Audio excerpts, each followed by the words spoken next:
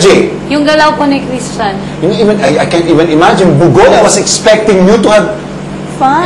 fun. Ikaw pa man, si Bugoy. Diyos ko, mukha kang seminarista. Ikaw, Lani, what did you think? Did you enjoy ka ba sa palabas? Hindi, ano? Hindi ko maramdaman. Wala kang maramdaman talaga. Ay, anesthesia. Oh. That's the perfect number to put people to sleep. You know, only Christian gave a noteworthy performance. You perform like that on Saturday, kayong tatlo, I can assure you. Okay? The others can go back to the academy and sleep. Kayong tatlo ang mag-duet, ang mag-trio, di ba? Noy! Ayusin yung buhay nyo.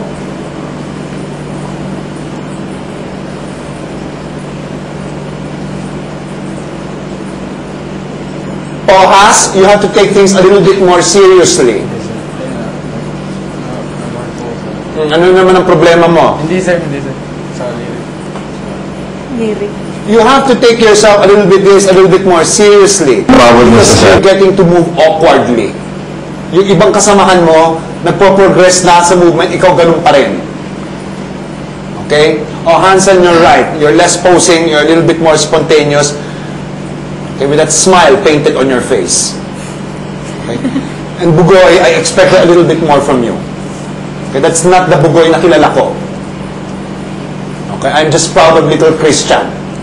Okay, kasi siya lang ang sumeryoso doon sa exercise. Okay, now you know how it is to work as a group. Now, on Saturday, titrio kayo. Even though you're individually graded, tandaan ninyo, kahit magaling yung performance ng grupo, grupo pa rin kayo. Nangangahulugan na maaaring may isa na hindi up to par with the others in the group, but you will, the general effect sa impression sa judges is still as a group. Okay? Although you are individually graded, you all have to work together. Kasi pag may nang laglag na isa, laglag yung dalawang kasama. Okay? Gets ninyo. You are individually graded, but you are performing as a group. Key, learning. You don't have to go into a lot of movements if it is going to distract the vocals. Okay? Don't do somersaults kung masisira ang vocals. Do something to perform na katugma do sa kakantahin ninyo. It's still a singing contest. Okay? Another learning, be confident with your song.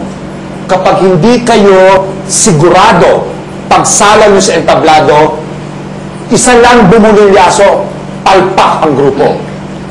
So, kailangan confident kayo sa ginagawa ninyo. Buong-buo na ang blending ninyo. Kaya guys, alam nyo, conserve ninyo ang energy ninyo dahil mas mahirap ang grupo kesa sa solo. Sa solo, pananagutan mo lang ang sarili. Sa grupo, pananagutan mo ang lahat. Okay? And tandaan ninyo, sa lang ang reaction ko sa Christian sa choreography niyo, huwag kayong magtitinginan, huwag kayong mag-aabangan. Dapat second nature na. Okay? Malas mo nasa harap ka eh. Kasi tumitingin ka sa likod, tumitingin ka kay Hansen eh, di ba? Si Hansen ang choreographer, ano? Sino? Kayong dalawa. So, naging lahat. Kaya naman pala. Okay?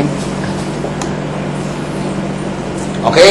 At tandaan niyo, whether you like it or not, sa bawat grupo, mayroong mag-a-alpha. May magli-leader. Mayroong mag-a-anchor. And you have to learn to work with one another. Alam mo, yan ang isa kong share sa inyo. Okay, before I give you the, for next week. Alam niyo dito sa trabahong ito, kahit gaano ka kagaling as an individual, 80% ng success mo sa industriyang ito ay ang pakikisama mo sa ibang tao. And that's what we want to teach you by making you sing as groups. I can name you the most talented actors in the world. Talagang hanip ng mga artistang pagkagaling-galing. The most talented singers. But